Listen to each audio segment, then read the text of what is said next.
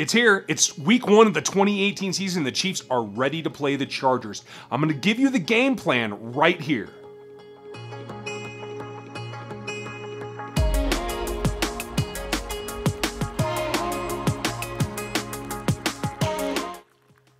Welcome back to RGR. It's finally here. I'm Ryan and I've gone rogue, and this is my take on the Kansas City Chiefs as well as the AFC West and the NFL. Today's one of the shorter videos. This is the game plan video for week 1, the Kansas City Chiefs against the Los Angeles Chargers. Ooh, I said it right that time. I'm kind of glad. A couple of things. I'm going to give you 4 points, and we're going to start with the Chiefs defense. And really, when you look at what they can do against the Chargers, it all comes down to getting pressure on Phillip Rivers. You have to get performance from Dee Ford. And honestly, this is a good way for Dee to start the season because he's had success over the years against the Chargers. But that's not the only place. Houston and Ford on the outside, you have to get pressure, and I think really the best spot for it is going to be in those B gaps. They have a couple of young guards playing. If Forrest Lamp plays, if not, it's going to be Schofield, and I think that's an even more of a liability. They're going to try to run the ball through there, and I think Hitchens and Ragland will be able to keep up.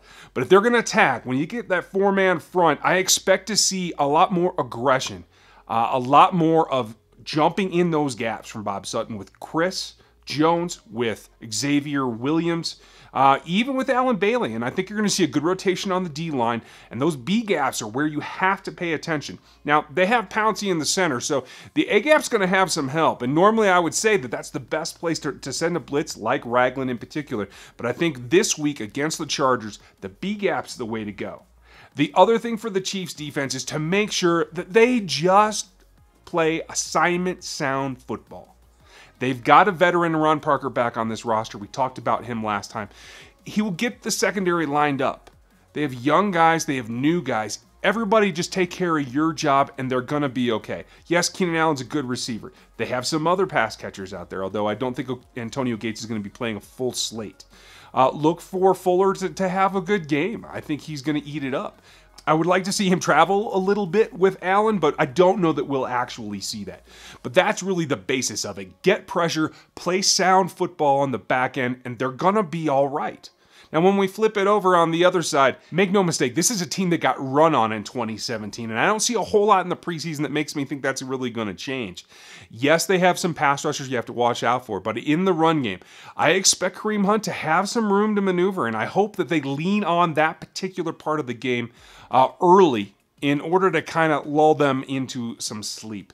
I think Kareem Hunt could have a big day against the Chargers, and I'd like to see them rotate as well. Get Spencer some carries as well as Darrell Williams. I think if they keep everybody fresh, this is a game where the run game can really pay off for them in particular and help get them off to a good start of this season.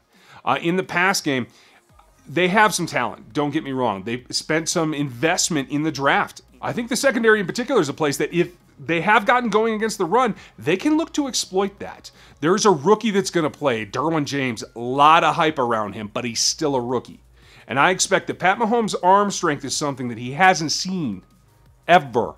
So I would look to see that you can kind of get him to cheat up. You can use some of your motion. You can use some things to draw him in. And I think there is big play potential behind him for Tyreek Hill and maybe even Sammy Watkins. Now, Sammy's been off to a slow start. I know that.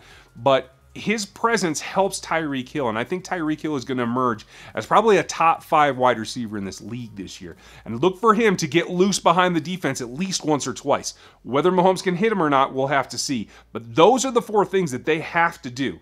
If you like what you're seeing, I want you to let me know. Put your comments below and tell me what you like. Make sure, if you're new here, or if you're somebody else, hit the notifications, get subscribed, share this video around. We want to have a big audience when we come to what's going to go on for the Chiefs this season. I appreciate all of your time, appreciate your comments and the thumbs up. That always helps. And I will talk to you next time.